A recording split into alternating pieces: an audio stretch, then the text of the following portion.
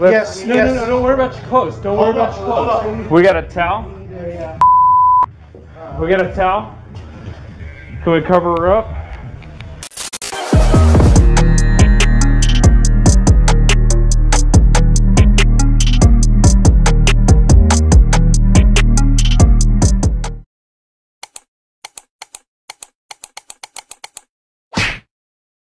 Pembahasan malam ini bakal ngingetin kita untuk selalu waspada, karena ternyata sedikit kelengahan bisa jadi celah terjadinya kejahatan.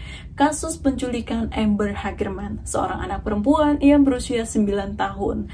Padahal 8 menit sebelumnya, Amber dengan teriak izin ke mamanya untuk main sepedaan bareng adiknya yang bernama Ricky Hagerman. Tapi kemudian yang kembali ke rumah cuma Ricky. Nah, apa yang terjadi dengan Amber? Kita langsung aja masuk ke pembahasannya. Let's begin. Arlington, Texas jadi kota yang punya arti tersendiri bagi seorang Donna Norris, karena di sanalah tersimpan kenangan pahit tentang putrinya yang bernama Amber Hagerman.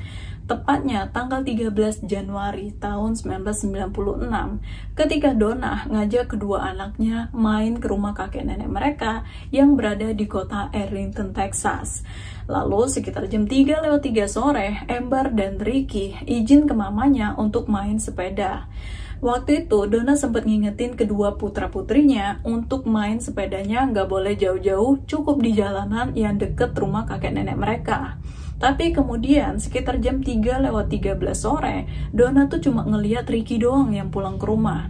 Ketika ditanya di mana kakaknya, Ricky bilang kalau Amber udah menggayuh sepedanya terlalu jauh, sehingga Ricky memilih untuk putar balik ke rumah kakek nenek mereka. Sementara Amber masih terus bermain sepeda di depan toko yang berjarak 2 blok dari rumah kakek nenek mereka. Saat itulah Donna langsung menyusul Amber. Cuma ketika mereka sampai di lokasi yang ditunjukkan oleh Ricky, mereka tuh udah gak ngeliat keberadaan Amber. Mereka udah coba teriak dan cari ke sekeliling, tapi sama sekali gak menemukan tanda-tanda keberadaan Amber. Dan sebelum mereka ngelaporin hal itu, ternyata di hari yang sama, sore itu juga 911 udah dapet panggilan darurat dari seorang pria yang melaporkan kalau dia ngelihat seseorang yang mengendarai mobil pickup berwarna hitam membawa paksa seorang anak perempuan yang lagi main sepeda. Anak perempuan itu adalah Amber Hagerman. What are you reporting? Yeah, I saw black pickup and he grabbed a little girl and took off toward town with her. And she hollered. Saat itu juga, kepolisian Arlington langsung menurunkan anggotanya ke lokasi penculikan Amber. Dan sepanjang hari itu, polisi melakukan pemeriksaan, pengintaian, dan penggeledahan ke semua jenis mobil pickup berwarna hitam di seluruh kota Arlington, Texas. Sayangnya, pencarian mereka sama sekali nggak membuahkan hasil apapun. Sementara Donna langsung membagikan brosur yang berisi foto dan deskripsi tentang Amber ke teman-temannya dan menempelkannya ke berbagai tempat. Sehingga berita penculikan Amber pun langsung menyebar luas. Saat itulah banyak tetangga, teman-teman Donna, dan juga relawan yang turut melakukan pencarian. Cuma sayangnya sampai besok paginya tanggal 14 Januari tahun 1996, pencarian tersebut masih belum membuahkan hasil apapun. Walaupun kepolisian Arlington udah menurunkan tim khusus untuk menyelidiki kasus penculikan Amber. Donna juga cuma bisa berharap dan berdoa putrinya bisa segera ditemukan. Padahal seminggu sebelumnya, Donna dan Amber sempat syuting pembuatan film dokumenter tentang reformasi kesejahteraan yang menjadi momen kebersamaan Donna dan Amber.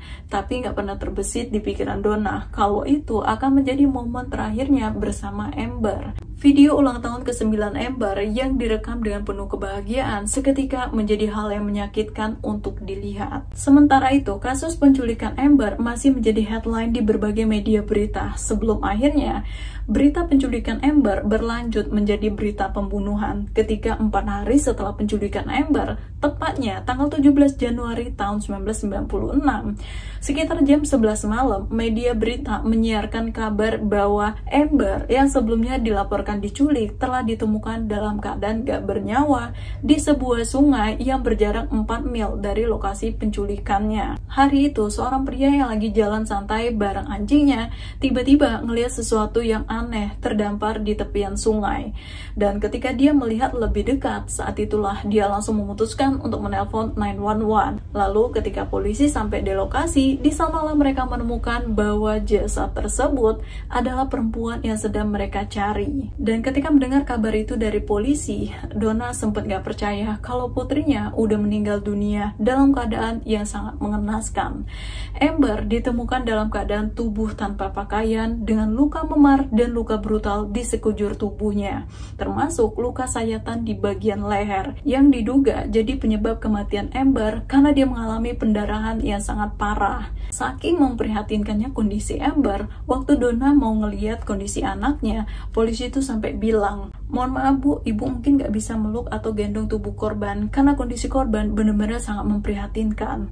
Karena waktu itu polisi itu khawatir kalau nanti Donna nggak sanggup dengan kondisi anaknya yang seperti itu.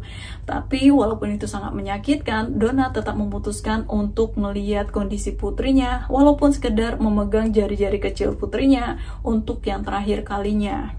Saat itulah tangan Donna gemetar, mulutnya terkunci, pikiran dan perasaannya jadi nggak terkendali. Dengan bayangan senyum terakhir Amber yang izin main sepedaan bentar, tapi kembali dalam kondisi yang sangat menyayat hati. Dan tersiarnya kematian Amber membuat banyak masyarakat ngerasa resah, juga mempertanyakan kinerja kepolisian yang belum juga menemukan petunjuk apapun di saat Amber udah ditemukan tewas dalam keadaan yang sangat mengenaskan. Mereka menuntut polisi segera mengungkap kasus kematian Amber, karena dengan gak adanya penangkapan sama artinya pelaku masih bebas berkeliaran untuk kembali beraksi mengincar anak-anak lainnya. Kepergian Amber juga benar-benar membuat adiknya Ricky ngerasa menyesal karena udah ninggalin Amber hari itu. Walaupun Ricky gak ngerti sepenuhnya, juga gak tahu detail yang terjadi dengan kakaknya, tapi yang jelas dia rasain adalah penyesalan kalau aja hari itu dia gak ninggalin kakaknya sendirian. Mungkin dia gak bakal ngeliat mamanya sedih terus-terusan, atau mungkin dia masih bisa tetap main sama kakaknya. Sementara itu, di tengah tekanan masyarakat yang terus-terusan menuntut agar polisi segera mengungkap kematian Amber, kepolisian Arlington akhirnya merilis profil pelaku yang dideskripsikan sebagai pria yang berkulit putih berusia sekitar 20 tahunan dengan rambut coklat tua atau hitam dan tingginya di bawah 6 kaki. Kepolisian juga terus berupaya mengumpulkan bukti dan informasi sebanyak mungkin untuk bisa segera mengungkap kasus kematian Amber. Penyelidikan tahun itu semakin sulit lagi ketika sama sekali nggak ditemukan bukti forensik di lokasi penemuan jasad Amber, dan juga nggak ada jejak DNA atau sidik jari pelaku di sepedanya Amber.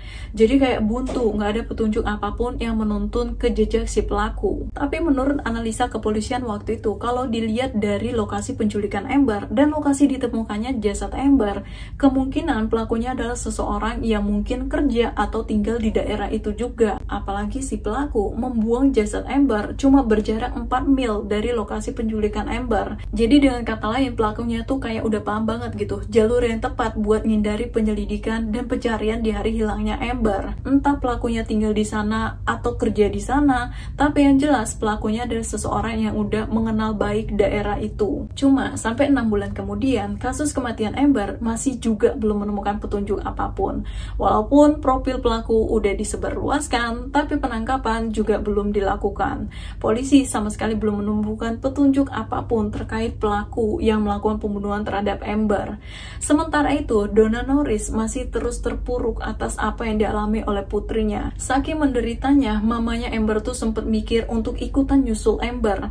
Cuma karena ngeliat masih ada adiknya Amber, Ricky Hagerman, dan dia nggak tega untuk ngelakuin itu terhadap Ricky, akhirnya Donna memilih untuk menguatkan hati, menegarkan pikirannya untuk tetap bertahan demi Ricky, adiknya si Amber. Donna juga terus berusaha untuk berdamai dengan apa yang terjadi dengan putrinya. Selain menyetujui pembuatan film dokumenter yang menceritakan kisah Amber, Donna juga berusaha untuk memperjuangkan agar hukum perundangan yang mengatur hukuman terhadap pelaku kejahatan seksual terhadap anak-anak dijatuhi hukuman minimal penjara seumur hidup tanpa pembebasan bersyarat. dengan harapan kematian Amber cukup untuk menjadi pembelajaran agar nggak ada lagi ibu-ibu yang ngerasain seperti yang dia alami, dan nggak ada lagi anak-anak yang menjadi korban selanjutnya. Dan tindakan Donna juga menggerakkan hati seorang perempuan yang bernama Diana Simon yang kemudian ngide untuk menciptakan sebuah sistem peringatan darurat yang diperuntukkan untuk membantu memudahkan pencarian terhadap anak-anak yang jadi korban penculikan.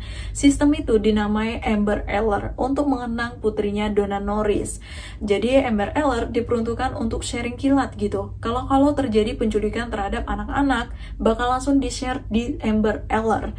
Dimana berita itu kemudian akan langsung tersebar luas yang diharapkan bisa membantu dan memudahkan pencarian terhadap anak-anak yang jadi korban penculikan. Amber Alert juga tersiar di program berita, papan reklam, telepon seluler, dan sekarang juga ada di media sosial. Sampai hampir 10 tahun, Amber Alert udah mulai bisa diakses di berbagai negara. Lalu 23 tahun setelah penculikan Amber Hagerman, tepatnya tanggal 18 Mei tahun 2019, sekitar jam setengah 7 pagi, berjarak 15 mil dari lokasi penculikan Amber, seorang anak perempuan yang bernama Salem Sabatkah ditarik paksa dari pelukan ibunya waktu mereka lagi berada di Fort Worth, Texas. Untungnya, kejadian itu terekam oleh kamera CCTV rumah salah satu warga di daerah itu.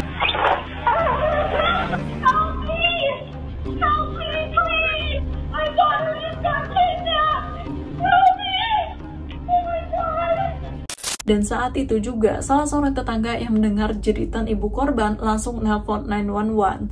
Tanpa ngulur-ngulur waktu, polisi pun langsung datang ke lokasi penculikan, meminta rekaman CCTV, melakukan pemeriksaan terhadap rekaman tersebut, juga menyebarkan detail mobil yang dikendarai pelaku saat melakukan aksi penculikan itu. Dan gak lama setelahnya, Amber Alert juga membagikan kasus penculikan tersebut. Tertulis bahwa Salem Sabatkah direnggut dengan paksa dari ibunya, membuat kabar itu sampai ke ribuan orang, salah satunya seorang pria yang bernama Jeff King yang turut keliling kota melakukan pencarian. Dan malamnya King menemukan mobil yang sesuai dengan deskripsi penculikan Salem Sabatkah ada di tempat parkir hotel, dimana waktu itu King langsung melapor ke polisi.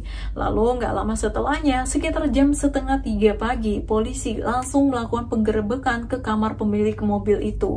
Police department, open the door! Hands! Let me see your hands! Step out here! Step out! Get up. Chill. Get on the ground! Run back, man.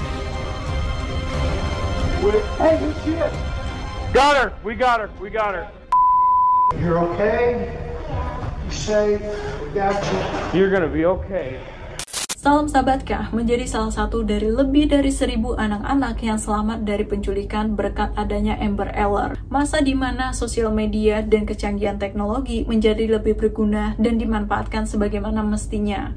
Walaupun kasus Amber Hagerman masih menjadi cold case sampai sekarang ini, tapi Donna sangat bersyukur adanya Amber Alert udah nyelamatin banyak anak dari penculikan dan mencegah ibu-ibu lainnya untuk nggak ngalamin seperti yang dia alami. Kalau dibilang masih terluka, masih banget, tapi Donna menolak untuk terus-terusan terpuruk. Dia lebih memilih dan yakin kalau Amber bakal lebih bangga kepada dia kalau dia bisa jadi ibu yang tegar, ibu yang kuat, dan terus menjaga dan merawat Ricky, adiknya Amber.